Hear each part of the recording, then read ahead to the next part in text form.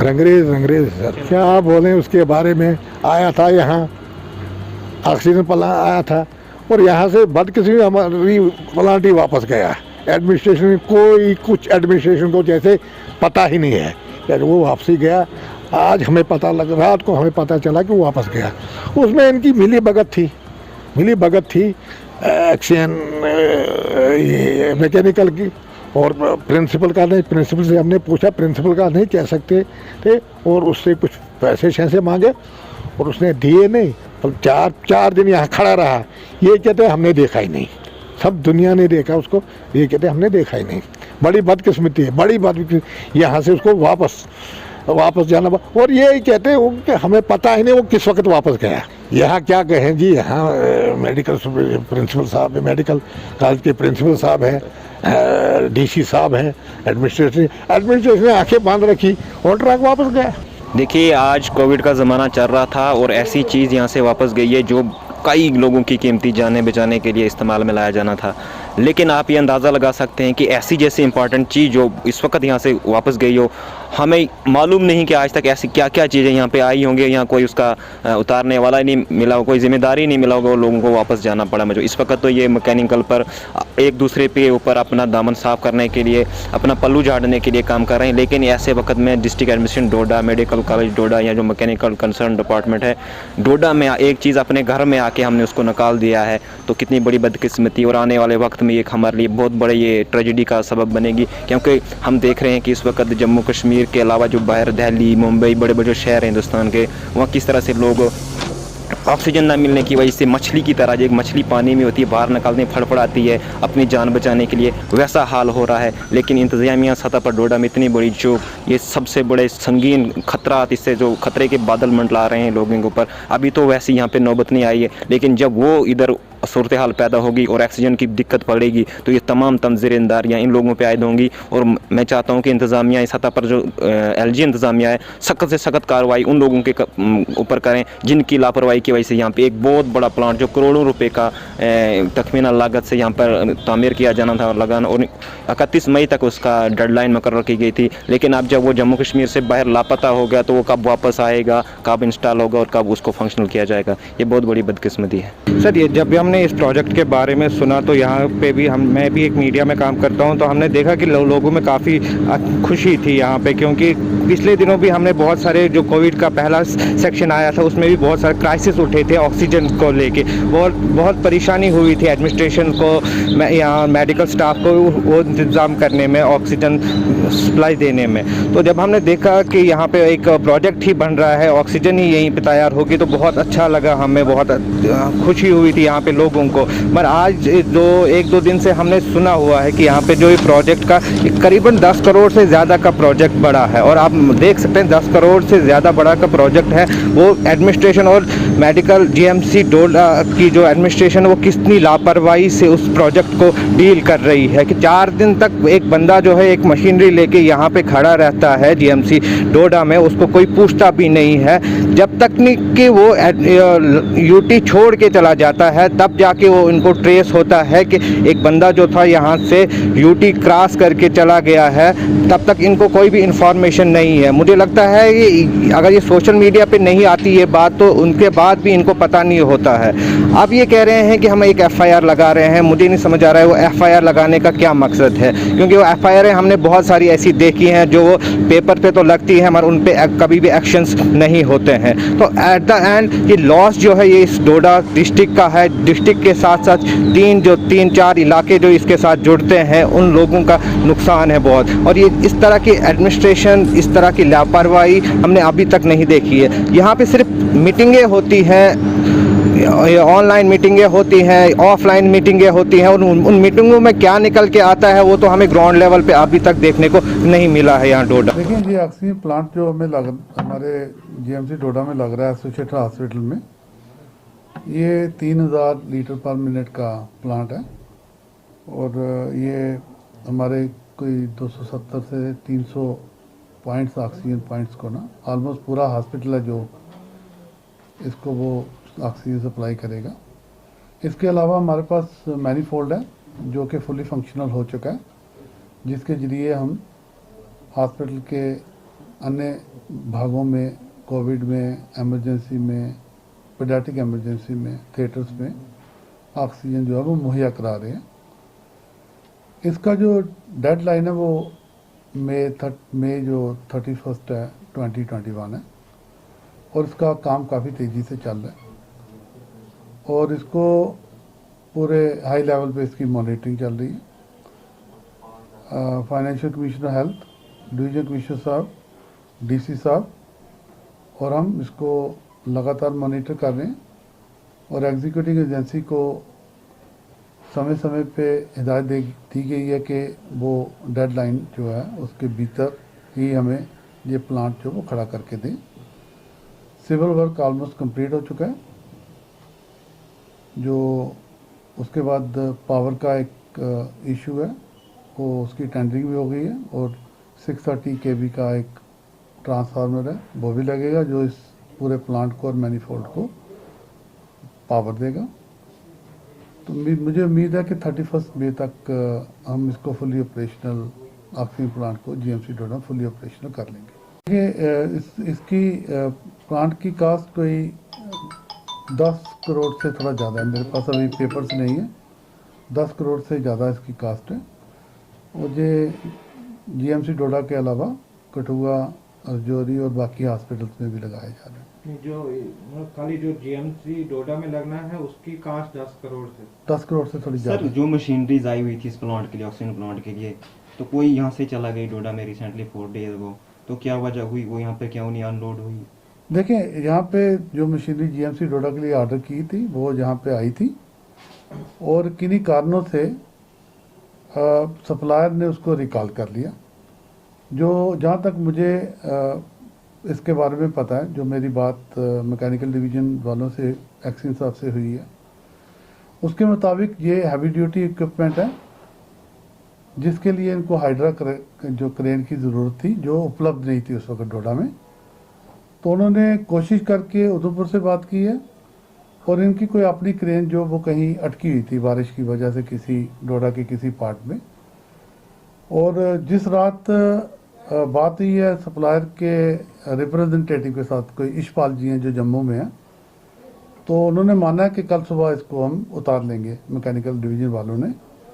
उसके बाद एक्शन साहब, जैसा मुझे बताया गया, एक्शन साहब चले गए डीसी रामबन के साथ कोई मीटिंग के लिए और दोपहर के करीब उन्होंने हमें बताया कि ये जो ट्राला है जिसमें जो इक्विपमेंट थी वो लोकेट नहीं कर पा रहे हम। जैसे ही मुझे इस बात का पता चला तो मैंने आगे ये डीसी साहब के साथ इसका जिक्र किया।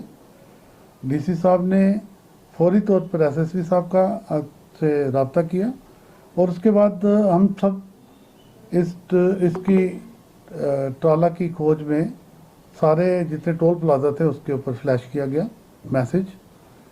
अनफॉर्चुनेटली तब तक शायद वो लखनपुर क्रॉस कर चुका था।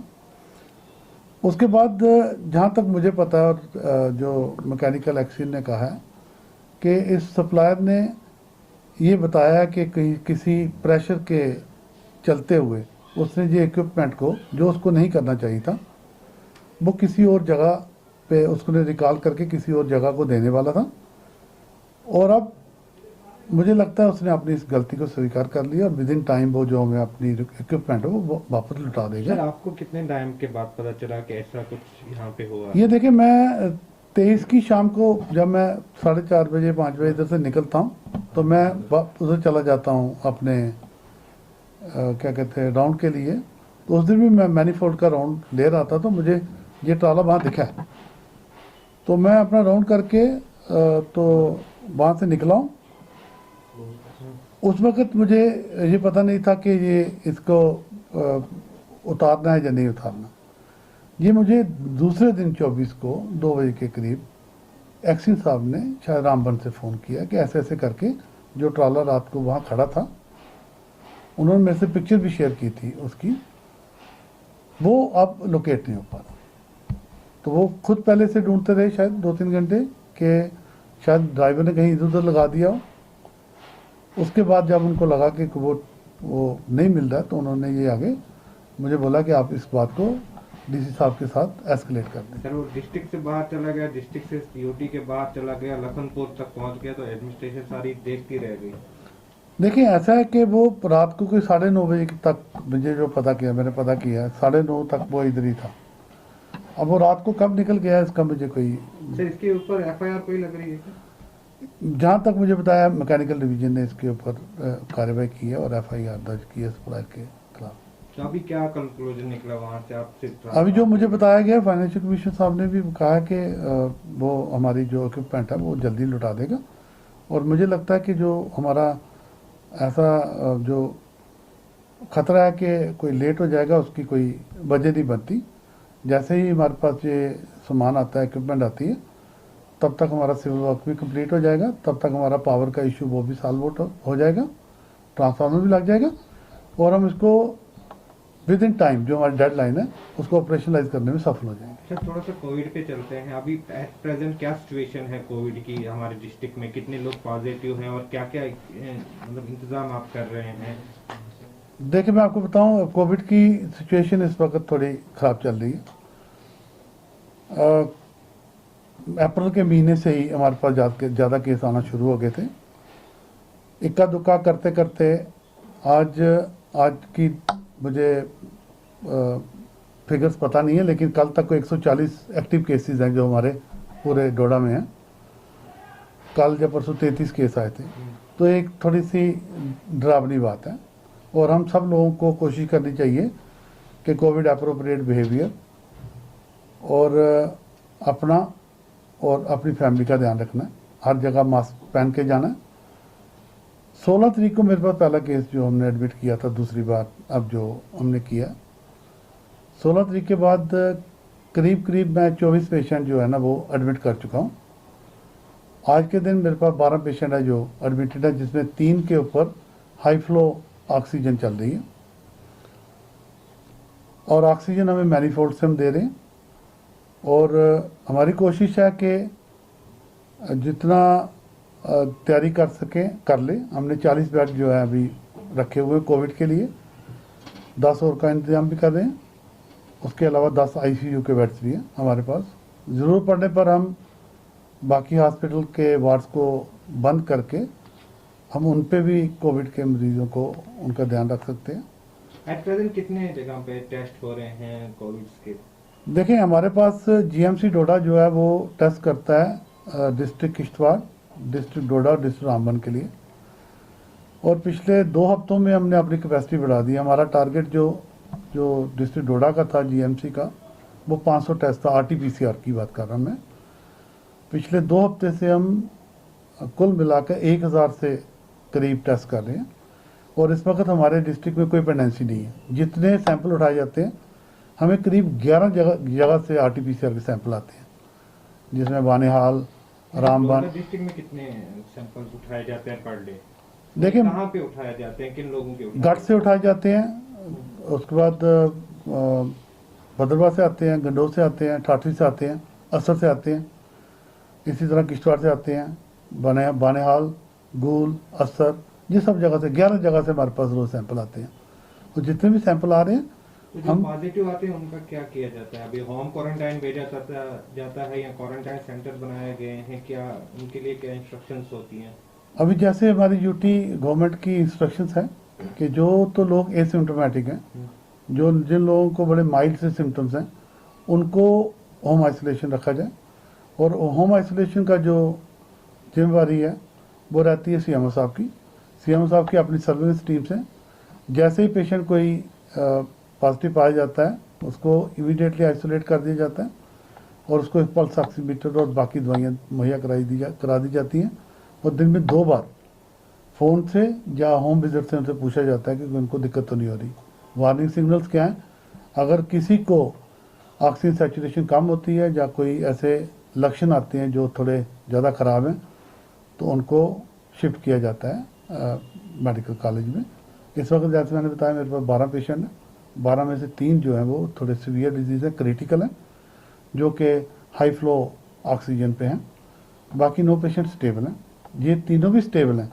लेकिन ये कोविड की बीमारी ऐसी है कि कुछ जब इनको निमोनिया हो जाता है, उसके बाद किस तेज़ी से ये नुकसान करता है, उसके बारे में प्रेडिक्ट करना नहायत ही मुश्किल काम है। सर एक आखिरी सवाल जी। पूछूंगा, ये जो मार्केट में हम देख रहे हैं कि भीड़ इतनी ज्यादा है, आपको क्या लगता है ये कितना खतरनाक हो सकता है? अगर कोई पॉजिटिव पेशेंट इसमें हो तो ये कितना खतरनाक हो सकता है यहाँ डोडा के लिए? ये कल मैं आपको ये बताऊं कि कल मान्यवर एलजी साहब ने भी सभी प्रिंसिपल्स के साथ और डीसीज के साथ एक मीटिंग की।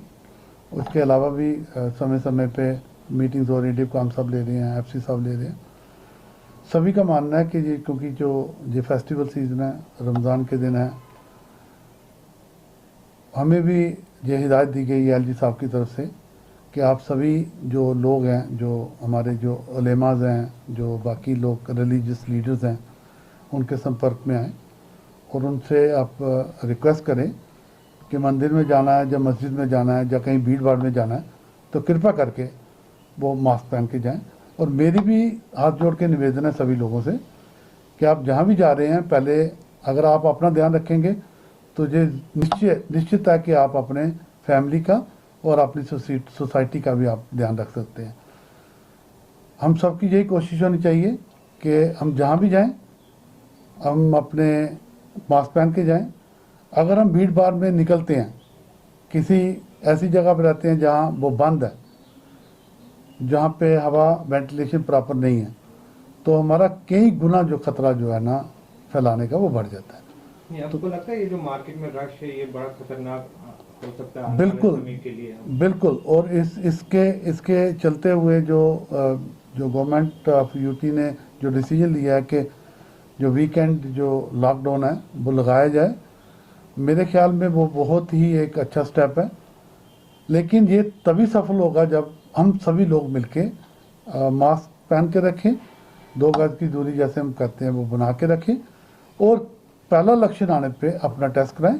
और टेस्ट कराने पे इससे पहले कि हमें हेल्थ सर्विसेज वाले हमें कांटेक्ट करें, हम खुद ही आइसोलेट हो जाएं। ये जो ऑक्सीजन प्लांट यहाँ पे लग रहा है, क्या इसकी वजह से पूरे इस अर्सलाल डिस्ट्रिक्ट में इसका फायदा होगा कि खास करके डोडा में ही? देखिए ये जो ऑक्सीजन प्लांट लग रहा है इसमें भरने की क्षमता नहीं है, तो जो इसकी सप्लाई रहेगी वो हॉस्पिटल के लिए ही रहेगी। लेकिन ये है कि 300 बेड के लिए हमारा कोई ऐसा बेड नहीं होगा पूरे एसोसिएटेड हॉस्पिटल में जिसको कि ऑक्सीजन की आपूर्ति ना की जा सकती हो। तो ये 3000 लीटर पर मिनट का प्लांट जो है वो सफिशेंट रहेगा। अगर इसमें एक कंपोनेंट और ऐड किया जा सकता है, जो कि टेक्निकली मैं बोल नहीं सकता, कि अगर इसमें रीफिलिंग का हो जाए तो उस सूरत में बाकी जगह के लिए भी हम ऑक्सीजन जो है ना भर के वहाँ पे पहुँचा सकते हैं। लेकिन अभी जो प्लांट लग रहा है, जो इस वक्त लग रहा है, उसके रहते हुए इसमें ये सुविधा जो है नहीं।